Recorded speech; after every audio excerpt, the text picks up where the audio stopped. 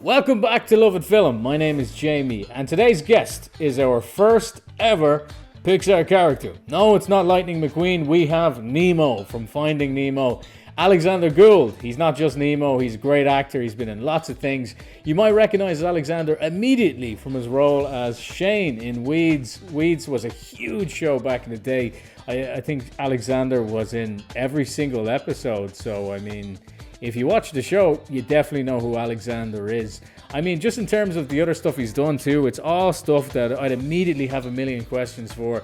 He played Jimmy Olsen in Superman Inbound, I think, as well. He even played Bambi in a Bambi sequel that I didn't actually ever see, but I'd love to watch it and see what Alexander did in that. But anyway, I'm excited to talk to Alexander. I'm really excited to hear what it's like being a kid and having Pixar voice actor as your everyday and your job. That's fascinating to me, and I'm sure it'll be fascinating to you. So without further ado, let's get into the interview. Hello. Hi, how's it going? Alexander, great to meet you. Thank you for coming on. How are you? Of course. Yeah, good to meet you too. Thanks. I'm doing well. How are you? Good as well. Excited to talk to you, man. I mean, you're one of those voices that I would recognize straight away just because growing up, I mean, you played possibly the most famous fish in the entire world. I mean, Probably, Finding yeah. Nemo in terms of like the catalog of Pixar movies is up there with like one of the best of the best, you know. And I can't wait to talk to you about that. But of course, like I mean, you've been in other things too. I was a fan of Weeds as well. I mean, loved you as Shane. And yeah, I mean, I'm just excited to talk to you and hear about, your experience in this wacky sort of acting industry that, I mean, as an outsider, listening about it, hearing about it from people, I'm always like, this is crazy. So we could talk a little bit about that. So, I mean, I suppose we could start with Nemo because you were very young, right, when you got the role of Nemo? Yeah, I was really young. I was only 6 years old when I got the role, Whoa, and yeah, 6. You um, must have been so happy, huh? yeah, I was happy. It's a funny story because and I've told it many times, but I can tell it again. It's Please, please. when I was 6 years old, I had auditioned for the role, and it actually took me like a year of auditioning to get it. So I think I started auditioning when I was like five and a half, and didn't hear anything from the first audition for like 6 months, and that's normal. You think usually if you don't hear anything, you didn't get the role, and you move on. But animation works a little bit differently. It's a little slower. And so then, like 6 months later, kind of got a call asking to come in again for a callback, and was like, "Oh, that's strange," and didn't really know what it was for. We knew it was a Disney project, and that was kind of it. And I feel like at the time it was late in 1990s, so it was Disney's like heyday of being like a really big deal. So it was cool to go and see the studio, and in Los Angeles. There's a bunch of big Disney studios, and they have a big Mickey Mouse hat that is over the whole studio, and a whole bunch of stuff. So that was fun. And then I went in for the callback. Again, didn't hear anything for a few weeks, and then finally, like, got a call saying like, "Oh, we want you to come record something." And they brought me in. At the time, I didn't even know exactly what I was role I was going to be playing. And then we were like, "What role is he playing?" Because there were some other kids there for some of the other roles in the movie, and they said, "Oh, the title character, Nemo." And that was like a big surprise, and it was cool. And then I did the recording and got to go up to Pixar Studios and record it over the next.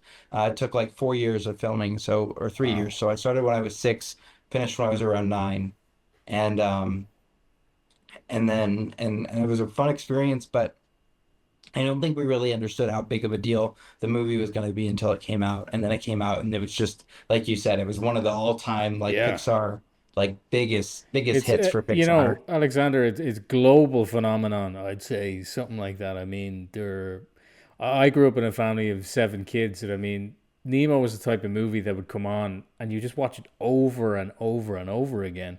Not just Yeah, because it was like something like vibrant for kids to look at. It was just a really, really good film for yeah. kids, for adults, and everyone in between. And I can't imagine being 6 years old and just being thrown into Pixar I mean, take me back to that. As in, was that crazy being in like these recording sessions? I mean, was Andrew Stanton, he directed it? Did he? Yeah. Yeah, I mean, Uh, I can't imagine what those sessions were like. I mean, when doing a Pixar movie, I know there's a while, like a long time ago, but I mean, were you alone doing this? Was like Albert Brooks there, or yeah, so in with the Pixar movies, you do record alone.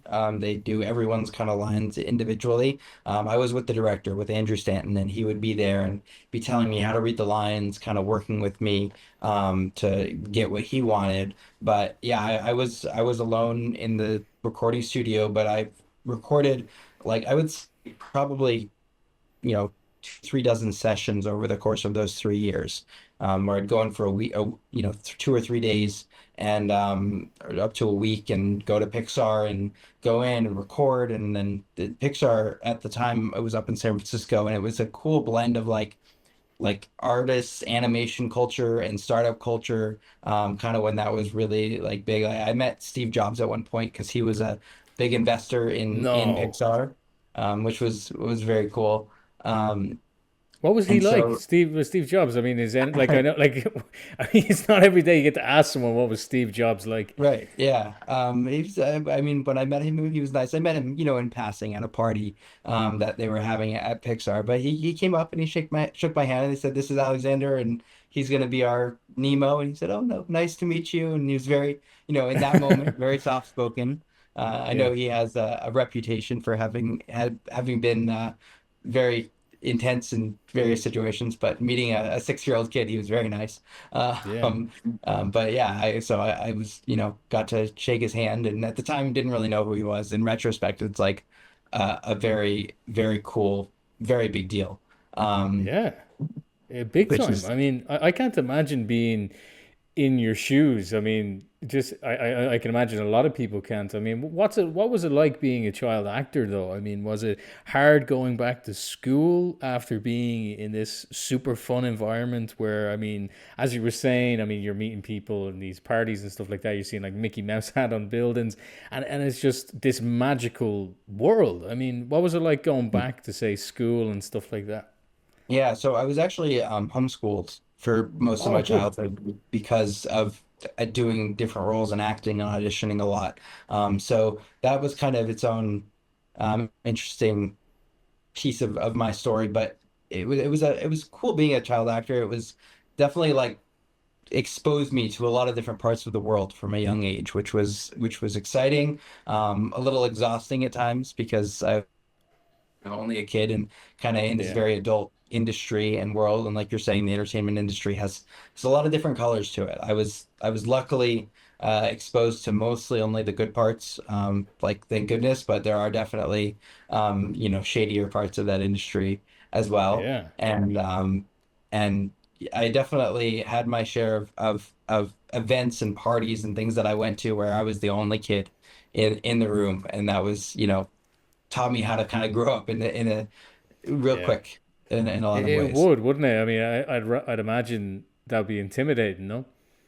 Yeah, a little bit. I think as a kid, I was very outgoing with a lot of the people around me, but as I kind of got older and into my teenage years, it was a little more like I had kind of wanted to just go hang out with my friends, and the big Hollywood parties, they were cool, but I wasn't in the scene where I could go and hang out with the adults. So it's just kind of I found myself kind of floating in and in between a lot of the time. Yeah, I mean, I can't imagine. As I said, it's just like for me as an outsider, it's such a foreign, alien world. But I mean, it's cool that you talk about it and like sort of demystify it, so to speak, and talking about it real. I mean, I heard once too that I mean, when you were one of your earliest memories. Now, forgive me if you've told this story before. Was of Brian Cranston and Malcolm in the Middle. Is that correct? Yeah. Yeah, I did Wow. an episode of Malcolm in the Middle when I was probably about 5, because I started acting when I was 2 years old. And I was 5 years old, and I was played a small character called Egg. And Egg was a little kid who Dewey brought home in the show, and just had one line, and I whispered, and and it's kind of a weird, funny phenomenon because I constantly get messages on social media for people just typing egg. because they go back and Still, watch the show and they find me still to this day. I get comments and messages on social media where people are just say egg, because it's, I don't know, something that stood out to people from that show. But during that episode, I had to be uh, washing the floors with soap, and there were suds everywhere, and I was sliding around in it. And I mean, I met Brian Cranston multiple times throughout the filming, but he was really friendly and was kind of cheering my name on in the background.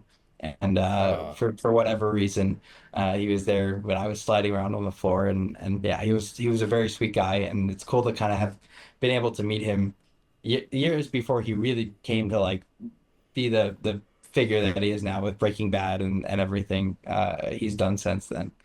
that is, incredible first memories. And I mean, in terms of, people coming up to you and being remembered for stuff like that, that is a great thing to be remembered for. I mean, Malcolm Middle is one of the, it's kind of like a timeless show. I mean, it just still, I've seen it the whole run loads of times, like, I mean, Wow. when I was a kid, it was on all the time, but I mean, there's still people today finding it and stuff. And I'd imagine that's why they're coming up with the references and stuff like that to you.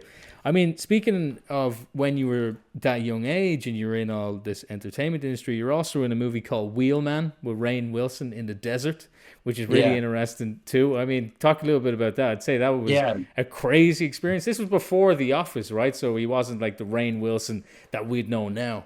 Yeah, way before The Office. It was this small kind of indie film, and oddly, all the people in the film went on to have roles in much bigger shows. But it was the small indie film that was about limousine drivers trying to save the vice president from an assassination attempt. It was kind of a wacky, action film, and it filmed way out in the desert in the middle of the Mojave Desert in California, and we were all kind of stayed at this hotel, and I don't have like the clearest memories from it because I was so young, but I remember working with Rainn Wilson really specifically because he was really nice and talked to me, and he like really wanted to give me like sage advice about acting. He sat me down at one point. We were having like dinner, and he was like, half of acting is reacting, and that's like the most important thing as an actor. And he was like really cared about at that point. It was really he was cared about his craft as an actor, and it shows in all of the work he did, in The Office and everything.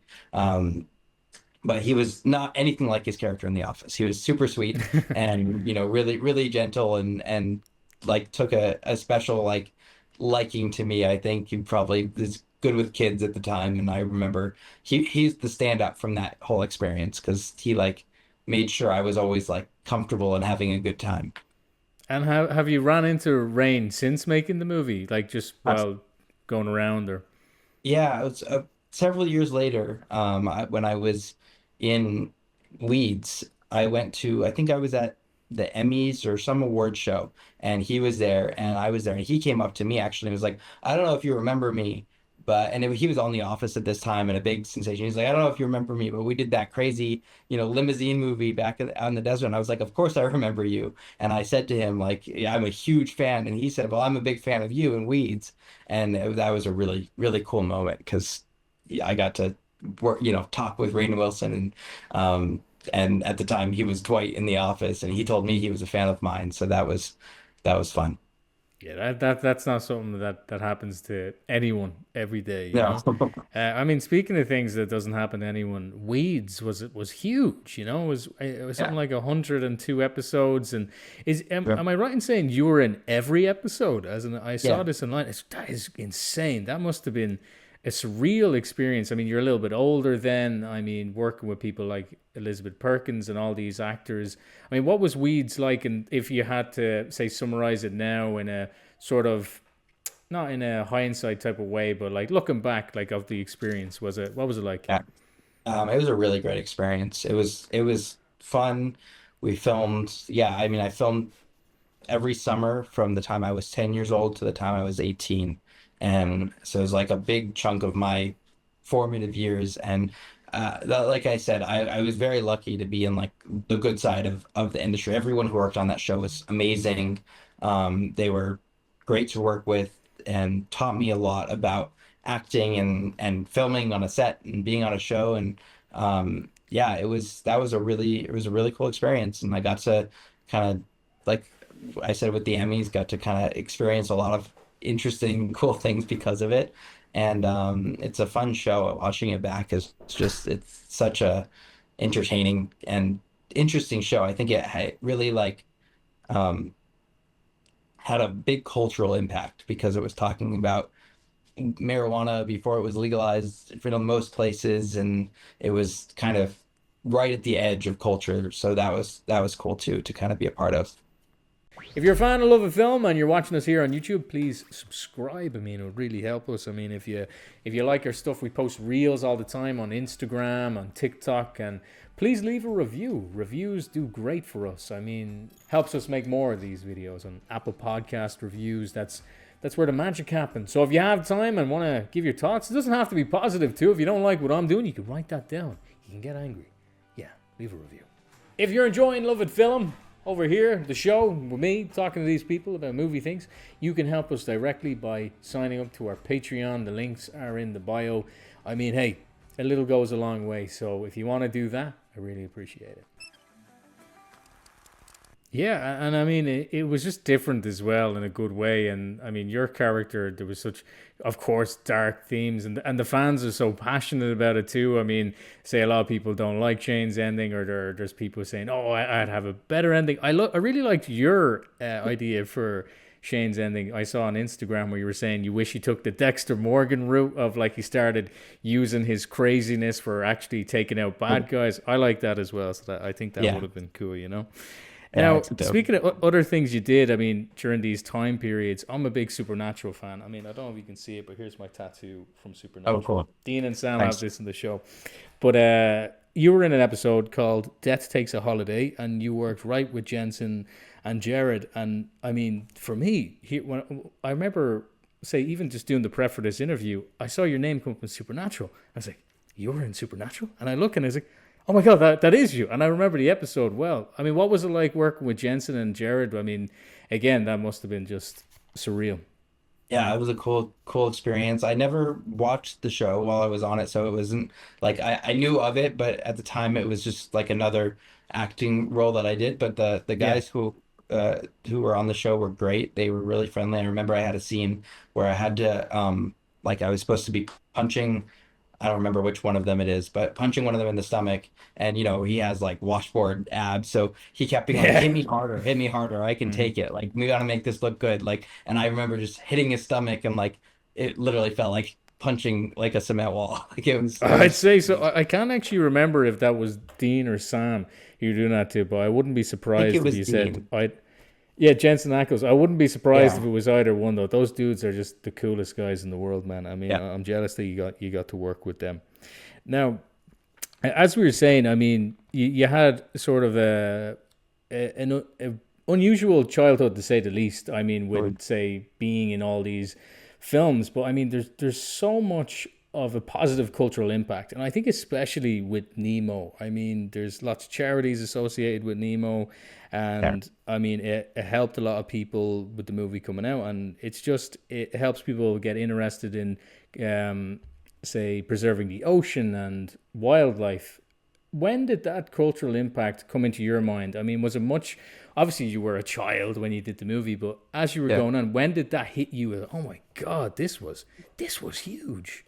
Yeah. I think like pretty early on after that, we started really, I did a lot of conservation work. I did a lot of like, I was in a PSA that played for years on like Carnival Cruise Lines that was like talking about how not don't destroy the reef, and when you out snorkeling, like don't touch anything, kind of thing. So I definitely like understood that the movie had a big impact and was very like so popular that they wanted me to like with my own face be like I was the voice of Nemo, and go and don't hurt the coral reefs, which is obviously a good message.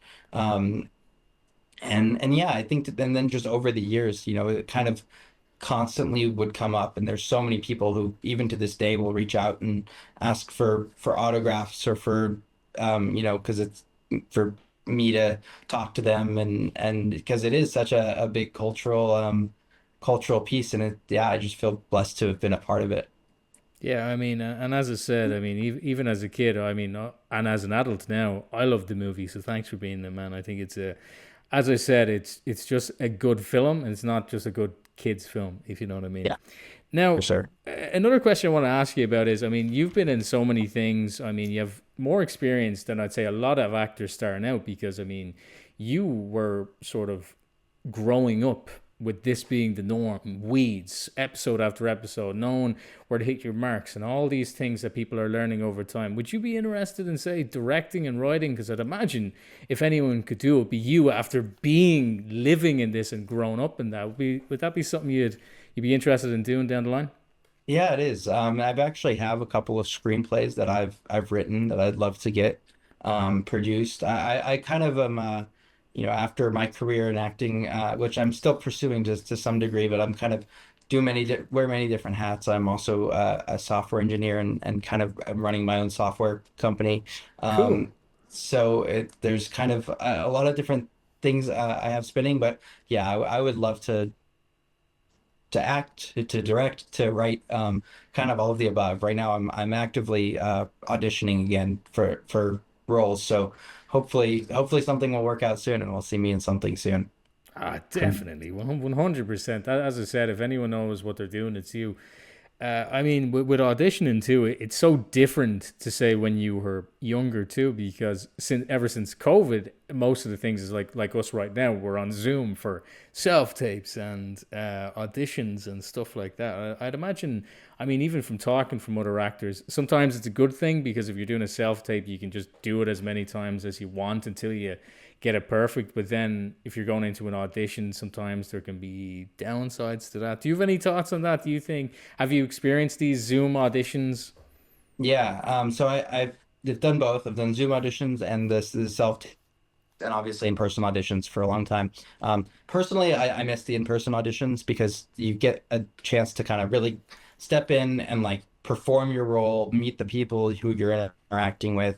And there's something that feels good about knowing that you walked into an audition and like killed the audition, aced it, and like left it all on the floor, you know? Whereas with a self-tape, it's great, but you have that ability to kind of go again and again and say like, oh, I want to get it just perfect and just right. And sometimes your best performances come when it's just organic and you really need to perform well in that moment. But I think the self tapes are also like I can get a good performance. It's a more of a personal reflection that I tend to be a perfectionist with those where you don't have that option with a in-person audition. But yeah, the industry's definitely changed a lot, and it's kind of a different world to do these self tapes and have to be your own editor, director, um, cinematographer, what have you.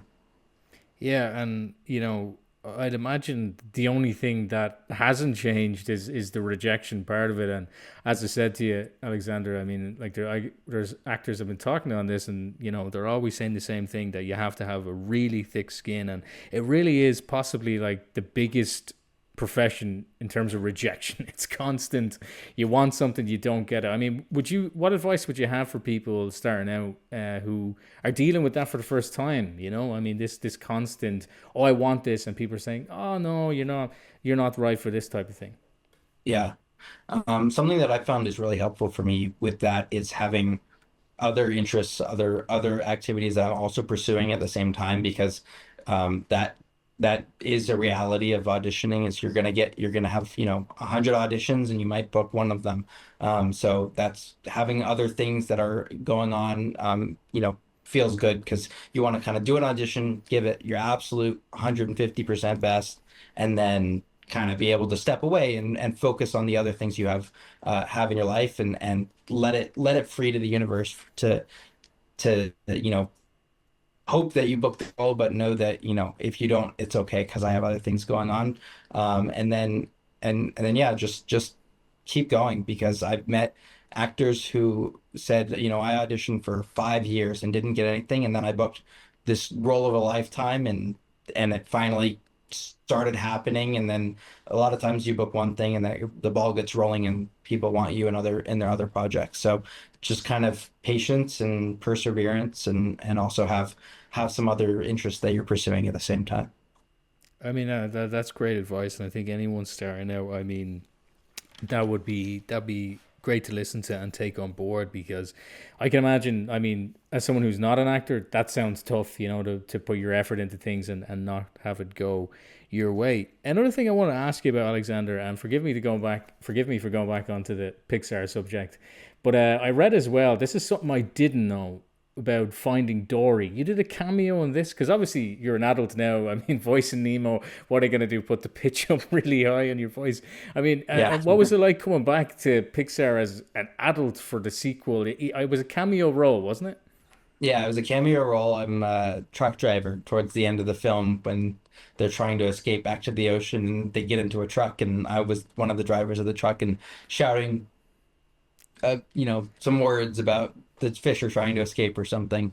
It was cool. It was a great experience. I went back. I was in college at the time when I recorded it, and flew out to Pixar, and they were really, really kind. All of the producers actually like sat down and had remember me from when I was little kid, and they wanted to like hear how I was doing and talk to me. So that was really sweet. And it was a fun experience to do that. And it would be, I remember the day when my voice stopped working for the role, because even after Nemo, they would have me come back in and do lines for little commercials or little things that were Nemo, as Nemo, and or stuffed animals and stuff. And I remember I was around 13 years old, which is like 3 years after the film came out, and they were like, unfortunately, I don't think we can have you do this anymore. Your voice has changed too much. And that was, that was a big bummer. But it was really nice of them to have me out for a cameo in Finding Dory. Yeah, I mean, I thought it was great because you are Nemo, man. I mean, that is your character forever, and that's a great character to have yourself be associated with, just as we were saying in terms of conserving the ocean. And I mean, something for as well with like kids with disabilities and stuff because of the Lucky Finn and stuff. It's a brilliant character and a great film.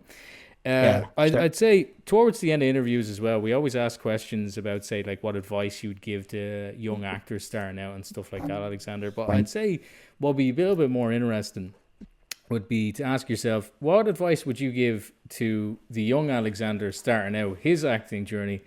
What would you tell him? I mean, starting out, what advice? I think for me as a kid, just take in everything, just enjoy it, like, kind of savor the whole experience, because it's kind of going to be a wild ride. So just sit back and let it all happen, and enjoy it while it's going on. Yeah, I mean, I think that's the best thing to do, really, because it's a surreal story, and I mean, the stuff you've been in is just, it's so cool. And I mean, as a person, even I'm jealous. I mean, must have been so cool just working on these projects. I mean, even things like Malcolm in the Middle, it's just wow. Hearing your stories, man, it's like whoa, that's some way to grow up. It's so cool. Now, of course, I want to be respectful of your time. Thanks so much for coming on to the show today. I mean, this conversation meant something to me, man. It was really interesting hearing about these things and hearing about growing up in the industry and not having it just be about, say, all the good sides of it. You're just being honest and, just letting people know what it's like being an actor and the good and bad parts of it. So thanks so much for coming on, man, and great to meet you. Yeah, of course. Really good to meet you too. Thanks for having me. Yeah, 100%. Thanks again, man. Have a good day. Awesome. Great to meet you. Alexander Gould was a great guest. I'm thinking back to my childhood, being 6 years old in school. He was in the movie business. He was homeschooled, and then when he wasn't in homeschool, he was making films. To me, that is just fascinating, man. He spent so long doing Finding Nemo. I mean, he was 6 when he got the role, and he did it right up until he was 10. And then after the fact, he wasn't done with Nemo. He was doing TV commercials playing Nemo right up to the point when he was about 13, and he told the story of how when his voice broke, they were like, "Sorry, Alexander, you don't sound like Nemo anymore." And that, obviously was probably a tough blow for him. But that surprised me. I mean, working in Pixar, Malcolm in the Middle, I mean, a movie with Rainn Wilson, and then 100 in every single episode of Weeds he was on. The one thing they said that really stuck with us, it was talking about the charity work he did after Nemo, because as you know in the movie, Nemo is a fish with a lucky fin, because one of his fins are underdeveloped, and there was things like the Lucky Fin Foundation, and he did a lot of PSAs for conserving the ocean and stuff. I mean, that stuck with me. because he wasn't just a young actor doing a part. He also cared a little bit about, well, a good bit about the world and the cultural impact that movie had. Because Nemo's pretty huge. Well, Chris, I think that's all we have time for today, but it was great talking to Alexander Gould, who is a great actor and an even better guy. And thanks again, Alexander, for coming on to the show. It was a pleasure talking to you. Well, anyway, folks, thanks for catching us here on Love It Film, and I will see you next week.